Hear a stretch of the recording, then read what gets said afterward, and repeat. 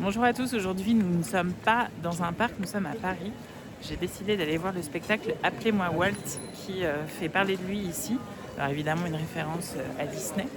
Euh, Ça a l'air de bien marcher, ça a l'air d'être un beau succès et je voulais qu'on débriefe ensemble. Donc j'y vais, c'est à l'Apollo Théâtre, ici dans le quartier République. La séance est à 20h et puis on débriefe ça tout à l'heure.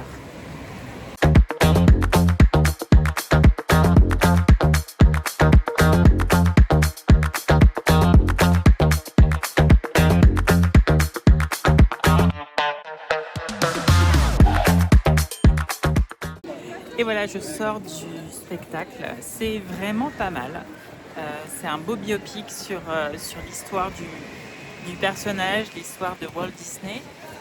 C'est aussi une belle pièce sur des relations familiales, sur des relations de création, de travail.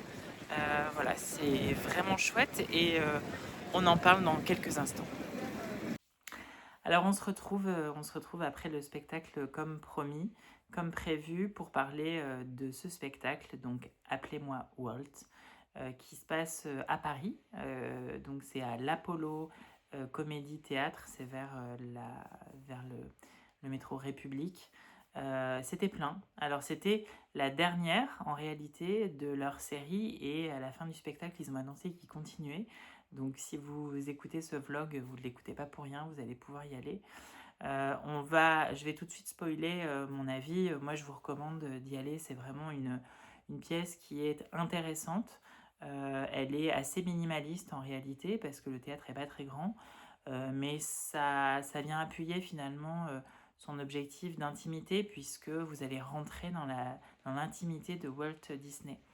Ce que je trouve aussi important de dire, c'est que ce n'est pas une pièce pour les fans de Disney. Alors évidemment, les fans de Disney vont l'aimer, vont peut-être aussi ne pas tout aimer parce qu'on y révèle un peu aussi des traits de caractère qui sont ce qu'ils sont, d'un personnage qui était avant tout un génie. Et donc voilà, que vous aimiez ou pas l'univers de Disney, ce n'est pas que pour les fans, pour toutes les personnes qui aiment les relations humaines et l'analyse de la psychologie des gens, c'est une pièce qui vaut le coup. Donc, euh, donc voilà, c'était moi j'étais à une représentation qui était très émouvante parce que c'était cette dernière. Alors pour dire quelques mots sur la pièce, l'idée c'est de pas non plus défleurer son histoire, mais peut-être juste effectivement, ça vous allez le voir dans le pitch, c'est l'histoire de Walt Disney. Alors évidemment, on ne peut pas raconter son histoire complète, mais on va quand même pouvoir dire que c'est son histoire racontée avec le prisme des relations humaines qu'il peut avoir avec d'autres. Donc les différents personnages, il y a bien sûr évidemment Walt lui-même, il y a son frère Roy qui tient la bourse finalement de ses projets. Vous avez sa femme qui, vous le verrez, est un personnage que j'ai trouvé très intéressante. Vous avez sa fille et puis vous avez un de ses collaborateurs qui est un petit peu un trublion, voilà, qui est un peu le personnage très burlesque du spectacle. Pour moi, c'est un personnage qui est assez secondaire, mais il est extrêmement bien interprété et il est très intéressant. Et donc voilà, donc c'est aussi, alors évidemment comme on ne peut pas tout raconter, ça se passe sur une journée, je ne veux pas vous dire le pitch de base parce que je trouve que c'est sympa de le découvrir le jour J. En revanche, c'est, si vous voulez, une mécanique théâtrale où il y a beaucoup de flashbacks. Donc, c'est pas très linéaire finalement comme spectacle. Et pour aller directement droit au but, je trouve que le vrai intérêt de cette pièce, il est dans les relations interpersonnelles. Il est évidemment on apprend plein de choses hein, sur Walt, mais on apprend surtout à comprendre comment il avait établi comment tout s'établissait autour de lui dans ses relations à autrui, et bien sûr ses relations en l'occurrence avec ses proches. Et c'est ça qui est intéressant finalement, parce que c'est un peu allégorique aussi de tous ces génies, de toutes ces personnes qui vont deux fois plus vite que quelqu'un d'autre dans la société et qu'il faut suivre en permanence.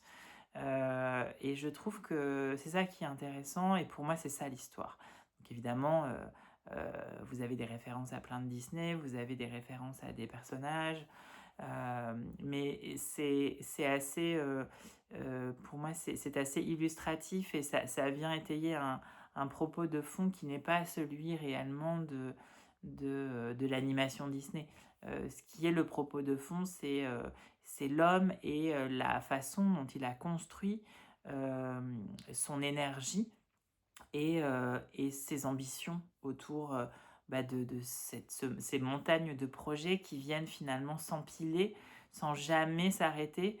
Et c'est d'ailleurs un des reproches énormément, en tout cas un reproche gentiment fait, mais tout le monde court toujours après lui finalement dans cette pièce et c'est ça qui est intéressant de découvrir. Alors les vrais points d'analyse qu'on va avoir, ça va être le fait que finalement déjà c'est une quête perpétuelle, c'est-à-dire que c'est, comme je vous disais, un personnage qui s'arrête jamais et je trouve que c'est intéressant de voir comment on a tous autour de nous des gens qui vont 2 fois plus vite que nous, des gens qui nous fatiguent aussi parfois et c'est une bonne façon de se comparer en fait parce que finalement je pense que c'est ça qui est dingue, c'est que on voit ce personnage de Walt Disney mais on pense à plein d'autres personnes, on pense à plein de gens qui sont dans nos vies, qui sont plus contemporaines et qui se retrouvent en fait dans cette situation-là à embarquer autour d'eux des gens sans jamais s'arrêter et je pense que chacun finalement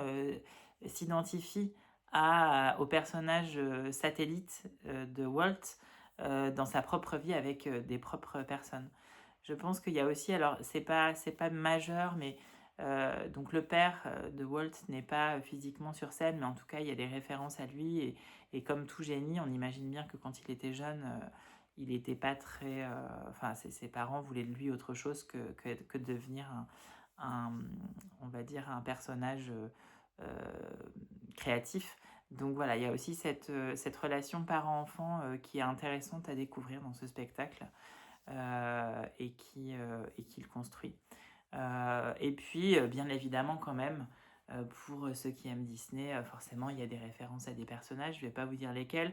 Par contre, ce que je peux vous dire, c'est que euh, finalement, les moments qui touchent réellement à des personnages Disney sont des moments très rafraîchissant, très léger, parce que le propos, il est positif, mais il est assez lourd, parce que c'est une personnalité qui est difficile, qui